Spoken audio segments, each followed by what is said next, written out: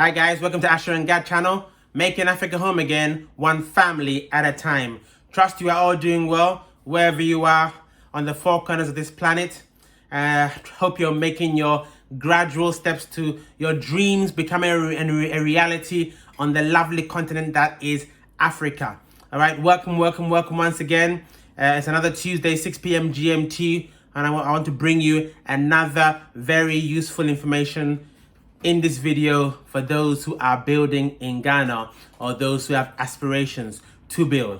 Okay, for the past couple of videos I've been talking a lot about the water systems.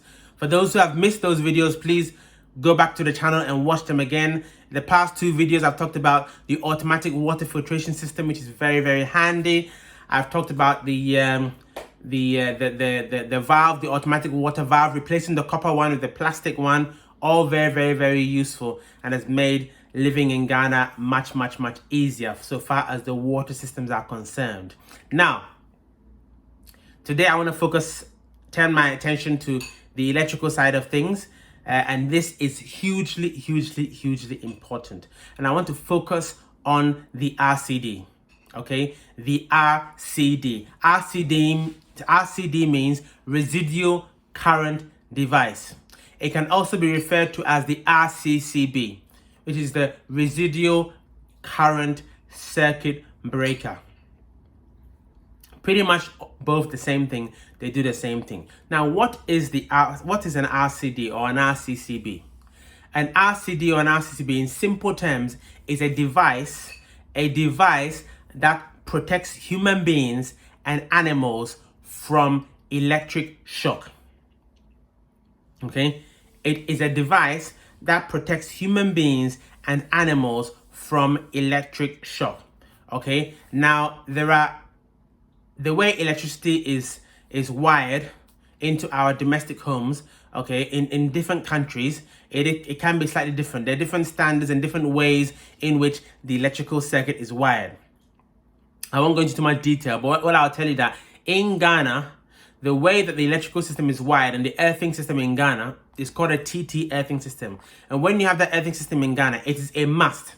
I'll say again, it is a must that your electrical installation must be fitted with an RCD. If you do not have an RCD or an RCCB in your home, then it means your electrical installation is not compliant. Now, you may have been in this home for years and years. Nothing has happened, so you're not bothered. That's fine. But electricity problems can happen at any point in time. That's why we design for the worst case scenario. Let me give you two examples. You know, one example is a very fatal example. Picture on your screen, I shared this in the last video. A father and his son were electrocuted in the bathroom in Ghana. I repeat, a father and his son were electrocuted to death in Ghana in a bathroom. Very tragic. Now, obviously, I do not know the details of how they got electrocuted, but I think it talked about there being a water heater in the bathroom. There are water heaters in bathrooms is a normal installation. I don't know the details, but if there was a working RCD or a working RCCB in that house, as soon as the moment of electrocution happened, immediately that RCCB would disconnect all the power in the house and would have preserved their lives. So all I can say is that for that incident or for that accident, that horrendous tragic accident, most likely there is no RCD in the house. Or if there is an RCD in the house, it is not working, because you should test these things on a monthly basis. A bit like you have to test your smoke detectors every now and again. You press the test button, and if the power in the house disconnects, then you know that yes, it is working. So it could be one of these two scenarios. Okay, really tragic. Let me give you another example. The example two, well, that involves myself, and I just give all the glory to the Most High Yah, really. During the construction of our house, after the guy did all the windows, he forgot to do the ceiling. Okay, or he did some and forgot the others. I can't exactly remember. When I'm talking about the ceiling, I'm talking about after you put the windows in, you need to seal the external edges with a weatherproof type silicone, UV type silicone, so that when it rains, the rain doesn't come into the house, even though the windows are closed. Now, he did not do the one in the electrical room. And there was one day that we had a significant downpour. I went downstairs and there was water coming out of the electrical room, coming into the laundry room, and coming into the other spaces. And I thought, where's this water coming from? So I stepped in and I had a pool. There was a pool of water about this high in the electrical room. Wow. I didn't even think about it. I obviously I went straight in there to clean it up. But the point is, thank the Most High that I had an RCD. Number one. Number two, the electrical equipment in the electrical room, the AVR that sits on the floor, I've actually raised it up. So I put a platform underneath it. So I've raised it up. So, the water has to be really this high before it can really get to touch anything electrical. But the point is, imagine if the AVR was directly on the floor and the water was touching the cable or got in there touching the conductors. That means all that pool of water that was in the electrical room, in the laundry room and coming out would completely be electrified. People have died in Ghana, in Africa. I've heard of cases even in Nigeria as well. People have died from electrocution just like that. So, it's mad. And the shameful thing about Ghana, which needs improvement, is some of these artisans, they do stuff and they just move on to the next job. No recourse, no nothing. You just do the windows, forget the ceiling, go on to the next job. But his let's say incomplete job could have cost a life, could have cost me my life if I did not have an RCD in place, or if I had not erased the equipment in the electrical room. So that is how and why important the RCD is. Very, very, very, very important. Okay, I went to inspect a new house for a client in Berikusu. I think I must have mentioned in a couple of videos earlier. And again, in that house, nice house, lots of comments. We do that for our clients. We inspect their homes before they are handed over. Whether it's a house built by a developer or by your own artisans, we go and inspect the work. And there was this house where, again, no RCD. And the guys argued. They kept on arguing. There's no RCD, and bringing up all sorts of excuses simply because they didn't want to spend the money because they'd already committed themselves. Okay, this thing you can get it for 1,000 cedis. It won't break the bank. Eventually, they realized they were wrong and they changed it. Okay, so don't let any electrician tell you that you do not need an RCD. You always need an RCD in the domestic house scenario. All right. Okay, so now let's go to the next topic about an RCD. Where do you actually install the RCD? There are a number of options where you can install the RCD or RCCB. You can either install it like in our house. You can install it right next to the main meter. We have our cables that come from the high level pole. They come into the a breaker for the meter, and then from the meter it then goes to they come into the RCD, then into the meter, then into the house. Okay, so you can install it right next to the meter, or in some homes you can actually install it within the distribution board itself. I'll share a picture on the screen. Within the distribution board, the incomer is an isolator. You can replace that isolator incomer with an RCCB. So for example, if you had 2 distribution boards in your home, you can have 2 RCCBs, one at the incomer of each distribution board. And there are advantages to that, okay? In my house scenario, where I have an RCCB before the meter that serves the entire home, when there's any fault in the house, let's say somebody's getting electrocuted, or whether there's some fault to the wiring, the RCCB will trip off and all the power in the house will go off, which is fine. Then you can look for the error or the issue, then reset it. That can sometimes that's not a bad arrangement, but sometimes that can be a nuisance. I actually prefer where you have 2 distribution boards in the house. Let's say you've got a ground floor and you've got a first floor, and you have an RCCB on the incomer to each distribution board, ground and first. So if there's an issue on the ground and the RCCB trips, it only affects the ground floor power. The first floor still has power. Okay, so I'm leaning towards preferring the RCCB in the incomer to the distribution board rather than, protecting the entire house before the meter. Either way, it's compliant. Okay, there is another scenario where there are some areas, for example, like what area do I have this client in? Aplaku, near just after Wager. There are houses in that area where the electricity meter is actually pole mounted. The ECG do not mount the meter on the house, they mount it on the poles that run on the roads or on the pavement, let's say. Okay, in that scenario, the cable to the house will come from the meter, and then when it comes into the house, you can have the RCCB. Then from the RCCB, you can go to your distribution boards. Okay, or you can come from the meter on the pole to a normal breaker on the wall of the house, and then from the normal breaker, you go to the distribution boards, and those distribution boards have RCCBs on the incomers, okay, to protect the house occupants. Okay, remember, if you have external sockets, this is also protecting not just human beings but also animals, dogs, cats, from also getting electrocution and dying.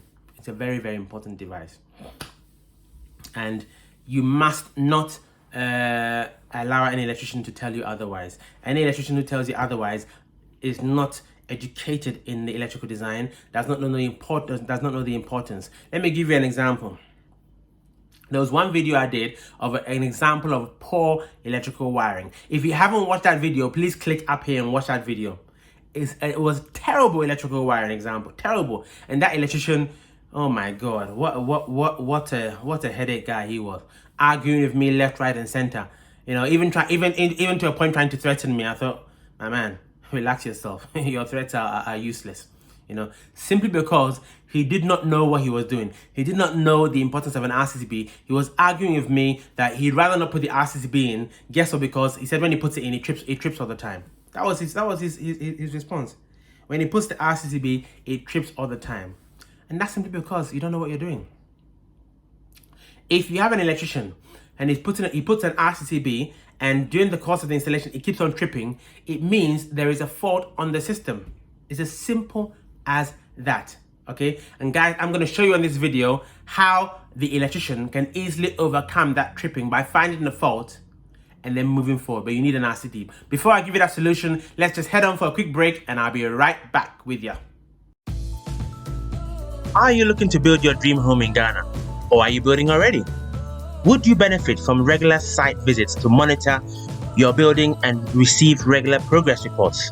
Well, if that's the case, and that's you, look no further. AsherGad Consultancy at your service. We offer the following services: electrical design, construction monitoring inspections, site progress reports, consultation for all items MEP, witnessing of testing and commissioning, periodic snagging, vetting of specialist subcontractors.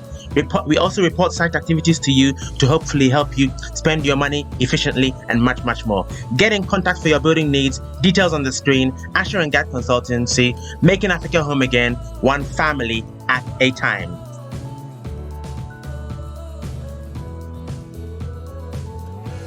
Right, guys, welcome back.